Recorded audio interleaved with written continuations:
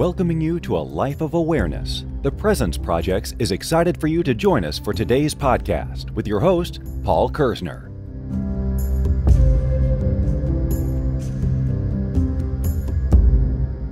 Hello and welcome to episode 18 of Are You Being Present? My name is Paul Kerzner. I want to welcome you to the present moment. I want to welcome you to the here and now.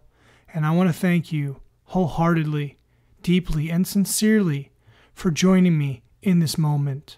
The topic for today's podcast is working out in the present moment. It is my pleasure and honor to introduce today's guest host, Jamine Aponte. Jamine is a strength and conditioning coach as well as a wellness coach. I felt that based on her background, she'd be really well suited to speak to us a little bit about how working out can be a presence tool. Jamine, welcome to the podcast. Thank you so much, Paul. I'm really excited to be here. I'm really excited to speak with you today. And I'm interested in talking about this idea of what it means to work out and train in a gym and at the same time make it into a meditation of presence and why that's important and how that actually makes your workouts and your training a lot more effective than what we usually think about what happens in the gym. Perfect. I think it'll be helpful for the audience to get a little background on who you are, what you're up to, and some of the things you're working on. So I am a lifelong athlete. I played Division I lacrosse in university, and I began studying to become a trainer back in 2007. And since then, my journey has really taken this crazy road all throughout healing and metaphysics and all kinds of things, studying meditation, studying presence, as well as studying sports performance. And so I really now have gotten into this place where I'm combining these ideas of meditation, presence, being in the now. There's all different ways to talk about it. There's different ways to label it with this idea of how do we perform better as athletes? How do we make our bodies perform better? How do we merge the two things?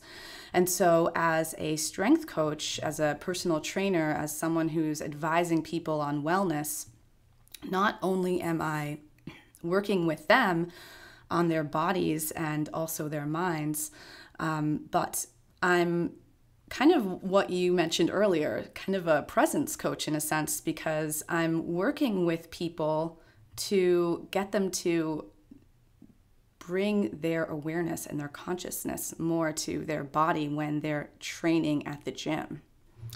You know, I think it's interesting. I know a lot of people work out, and when they work out, they like to go brainless. They want to stop thinking. It's used more as a presence distraction than anything else. And I will admit that there have been certain times in my life that I have used the gym as a presence distraction, and it was useful at the time. Mm-hmm. But I understand now that working out can be a presence tool.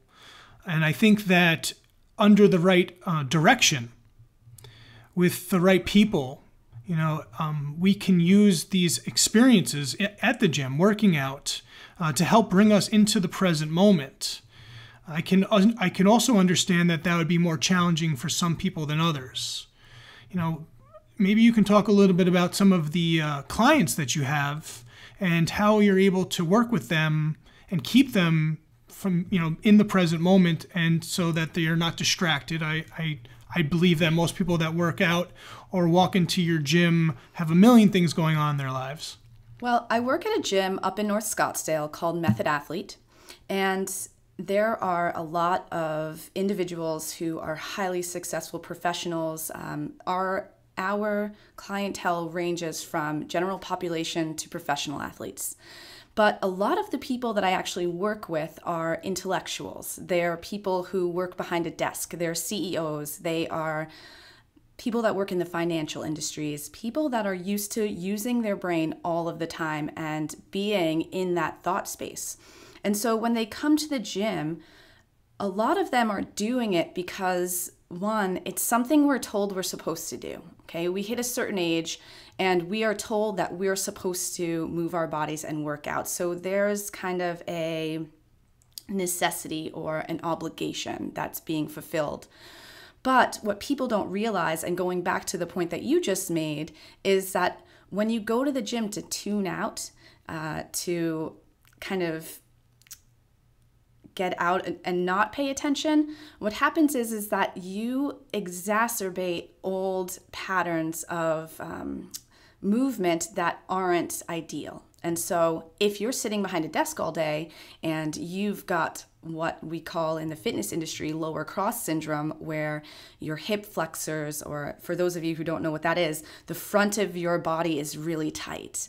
And then your lower back is also really tight. And so your abs are not engaging properly and your glutes are not engaging properly. When you have that kind of, when your body is formed that way, when your muscles are formed that way, and then you go to the gym and you go out and run with those muscular patterns already in play, you're just creating more imbalance in your body. And so in order to change that, you really need to bring presence into your workouts. You have to be aware of what you're doing. Otherwise, every lunge, every movement, every stride that you take is just continuing in this pattern of imbalance. So what does your guidance entail? Like, what do you do with your clients? I'm constantly kind of barking at people in a sense. You know, I'm constantly verbally cueing and reminding individuals to, come on, stay present. I literally say that a lot. I'm saying stay present, pay attention, use your breath, focus on what you're doing. You know, sometimes you can actually see when people kind of tune out. And, you know, they'll be paying attention for the first rep, they'll be paying attention for the second rep, and then as they get to like rep 3, 4, 5, their brain, they go off into their thoughts. And so I have this one client in particular. She's a CEO. She's an amazing lady, and she's constantly saying over and over the mantra during her workouts. She's constantly saying, mind in body, mind in body. And so I kind of use these very yogic, meditative ways and languages to get people to stay more present and focused in what they're doing during their workouts. So you just shared a very helpful presence tool, a mantra. Mm-hmm. So if you're listening to this podcast and you're like so many of us that go to the gym, you know, I am as guilty as the next person. I listen to my headphones all the time. So I allow my mind to go somewhere else. But having a mantra to keep you in the moment so that you're paying attention. It's really important to pay attention for a variety of reasons at the gym, so that you're in tune with your body. You can easily hurt yourself if you're not paying attention to that. But more importantly, if you're not actually in the present moment, you're missing out on your breathing. You're missing out on really experiencing, working out, feeling your body, being in the moment, enjoying yourself. You're just somewhere else. And so I think that, you know, that's a very helpful suggestion, is maybe developing your own mantra so that you're not so distracted, so that you're constantly pulling yourself back to the here and now. Well, think of it this way. If you are a finely attuned athlete whose body is in perfect balance, so your muscles work exactly the way that they should be working when you are running, lunging, jumping, whatever it is that you're doing, then given that you've got these patterns that are already perfectly in place, sure, throw on your headphones, tune out, because your body's going to do what it needs to do and it's not creating any further imbalance. But if you're someone who sits behind a desk all day and you are constantly using your brain nonstop and you're thinking of lists and you're checking off lists all day, check, check, check, check. When you go to the gym, that's your chance to actually be present in your body. Why would you deny yourself that amazing feeling of what it feels like to be in your body.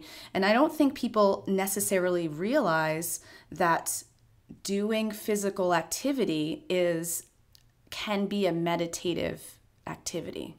And it's really simple. It's a simple way of thinking about it when you just think about concentrating on what you're working on. As you're doing that lunge with your right leg stepping forward, is your foot planting evenly from front to back? Is your knee in line with your ankle? Is your knee in line with your hip? Are you stepping in a straight line, or are you stepping in line with your hips? Are your abs engaged? Are you up straight? Is your head in line with your shoulders, in line with your hips? All of these little cues are things that a personal trainer should be telling you and should be keeping you aware of. But if you don't have a personal trainer, then you can keep yourself aware of these things. And by doing so, and by being very attentive to these little tweaks, it will make your workout 100% more enjoyable, because you will have meditated for that hour that you were present during your workout. You know, you used the word awareness, and that's an important term, because awareness is the first step towards being present. It's an awakening. That means that we're actually paying attention. Now, we need to pay attention at all times. We shouldn't be signing out. Not only will your workouts be more present, they'll probably be more effective. Yes. Okay, because you'll be using the correct form. Yes. I think that one of the biggest challenges is that when we sign out and we just act unconsciously, we tend to get a little sloppy with what we're doing. And, you know, that can have unintended and undesirable consequences, not just in the gym, you know, but in life. Yeah. So it takes a level of awareness. But the first step is to really think about like what you're actually doing. You know, think about how you're behaving at the gym. Think about what you're doing when you're going for a run, what you're paying attention to. You know, if you find that you are distracted, then a presence tool like breathing would be a really good step. You know, and I'm sure that's something that you talk to your clients about is the breath. Absolutely. And so I do a lot of mobility and stability work. And what that means, for those of you who aren't familiar with these terms, is that when we're strengthening muscles, you need to have a full range of mobility through your joints. And so mobility through your shoulder joints, mobility through your hip joints, in order to actually do most exercises properly. So if you wanted to do a squat properly, you have to have full range of motion in your shoulders and in your hips in order to do that. Otherwise, you're doing it improperly. Lots of people do things like squats improperly.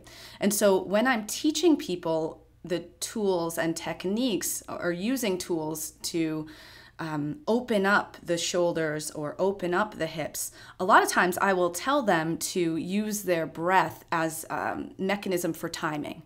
And so when you're at the gym and you're doing various stretching or mobility exercises, a lot of which you can find on our website, at the Method Athlete website, which I'm sure will be posted at some place. But when you're doing these exercises, instead of just tuning out, if you use your breath as a mechanism to actually open up the space in your muscles, you are bringing your thought energy into your body, and you're actually creating change. And something you said earlier, Paul, which also applies to this same example, is that when we are aware, and we're aware of the things that we need to change, that's one thing. But when using the gym and our muscles as an example, when we apply awareness during the act of making those changes, that's the only time that we can actually change. You need the awareness in order for the change to occur. So you cannot make the changes in your body physically if you're not aware of what is happening. And I can use an example if this makes more sense. I have a client that came in last week who had been experiencing pain throughout their hip. So pain that was radiating down, and it had to do with various imbalances and likely had to do with running and completely losing touch with what this person needed to do in order to run properly. And so we worked out what needed to be worked out so that this person could feel good again. So we got things in order again. And in the warm-up, I asked this client to jump on the treadmill. And so the client's running on the treadmill. He's running, and I can see it from across the room. He's totally spacing out. He's watching the Golf Channel. He's not really paying attention to what he's doing. And I kind of like hollered across the gym, and I was like, "Hey!" And he looks at me, and I'm like, "Pay attention to the way that you're running. Focus on your gait. Make sure that you are doing it evenly." And he just looked at me, and he knew exactly what I was talking about. And so having that awareness in every little step, it makes all the difference, and it actually prevents you from furthering injury. Yeah. I think the challenge is that not everyone has a trainer or wants to have a trainer, and that, that's probably one of the causes why there are so many injuries at the gym. And, your body's pretty resilient, so you might not hurt yourself, in the first time, the second time, the third time. But it's going to happen eventually. It's all cumulative, and eventually something breaks down. And I guess what we're preaching now is that if you can inject a little bit of presence into your workout, you can avoid injuring yourself, and you can also, lead yourself to having a much better experience, a much more efficient workout. And so definitely an interesting topic, I think, because working out is so popular. And so many people are into it. But it's all about the intention. I think that's also another facet that's worth exploring, is that, when you go into the gym, what is your intention? What are you trying to do? Because a lot of people go into the gym and their intention is to get through their workout as quickly as possible. Right. So they will bust out a bunch of sets. They'll jump around from a couple different machines. They'll have poor form. But the goal is to get in and out as quickly as possible. And, that can lead, again, to quite a variety of undesirable consequences. So it brings it back to the need for presence. Because if you're being present while you're working out, you'll understand that rushing is not the way to do anything, especially working out. And, we've all seen it. And a lot of people are in a rush constantly. And the funny thing is everyone's in a rush to go nowhere. Yeah. Yes, we have deadlines, but, working out, taking care of your body should be a time that is set aside, that should not be rushed through. You should take your time, make sure you're having the right form, make sure that you're running with presence, that you're being careful with what you're doing, and so that you're treating your body with the most respect that you can.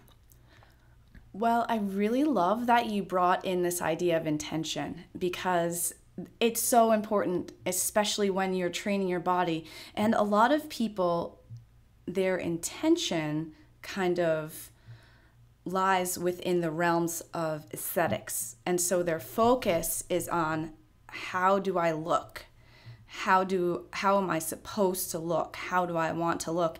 And personally, I don't resonate with that mentality of training, and I'm not the type of trainer that really cares about aesthetics, because I'm more focused on wellness. And I truly believe that individuals should train for the purpose of wellness. And if you bring the intention of wellness into your training session with a mentality of, I'm doing this so that I can feel better, not necessarily so that I can look better. Looking better is an effect of being well. So when you are healthy and when your muscles are balanced, when you're structurally aligned, and when you're working on correcting your posture and making that stuff better, the aesthetics part comes with it. And another, I would like if we can talk a little bit about some of the tools and some of the things that people can actually, take away from this podcast. One of them is changing your mentality on why you go to the gym. Do you go to the gym because you want to look a certain way, or do you go to the gym because you want to feel a certain way? You want to feel better in your body. You want to be well. You want to feel healthy. And do you go to the gym and waste your time, not focusing in on what you're supposed to be doing, not giving yourself the attention that you deserve? Or do you go to the gym and focus on your body and make sure that you're doing things with proper form, like you mentioned earlier, and make sure that you are giving yourself, like, this is also an aspect of self-love. Are you giving yourself the attention that you deserve when you're driving for however long it takes to get you to the gym, and then however long it takes to get you changed, and then however long it takes to work out? You're spending all this time. So give yourself the attention and the presence. Attention and awareness is presence. And so give yourself that gift when you're training. Yeah, those are some really good reminders. And I suggest everyone take a moment to really think about what they're doing and why they're doing it. I think that's a really important point, not just for working out, but for life. Yes, we're focused today on what you're doing at the gym, what you're doing with your physical fitness, but why are you doing these things? Is it for aesthetics, or is it for improving your quality of life? You have to live in this body for quite a while. Yes. And is it about having the biggest muscles, or is it about your body operating the right way that it should? So are you doing your core work, or are you just, working your biceps? So, these are questions that each individual has to ask themselves. And there's no right or wrong answer. I want to be clear here, because, there's a lot of subjectivity as to why you do the things you do. But right. The one aspect of that question, or that answer that you should be looking for, is that make sure that you're doing whatever you're doing with presence, more than anything.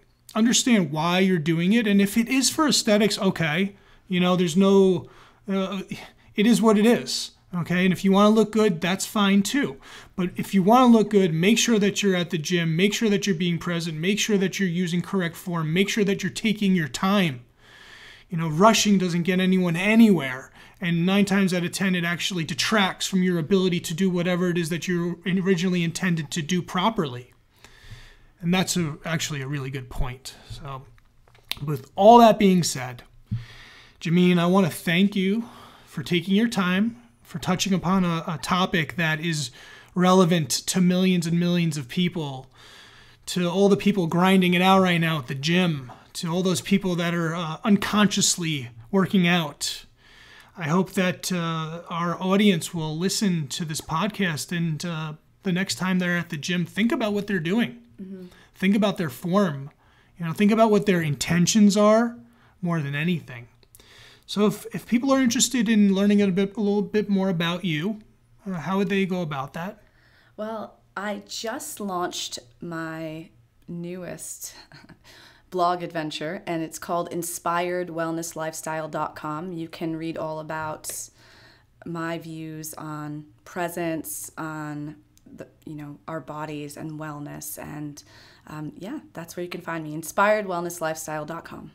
And what's the gym that you're working at? I work at Method Athlete in North Scottsdale. Perfect. So if you're up in North Scottsdale and you're looking for a presence coach trainer, Jamine is up for the task. Jamine, I want to thank you for joining us. I want to thank everyone for listening, and I want to welcome everyone back to the present moment. Thank you for listening to the Are You Being Present podcast, brought to you by the Presence Projects. Remember, you have a choice. Choose to be present.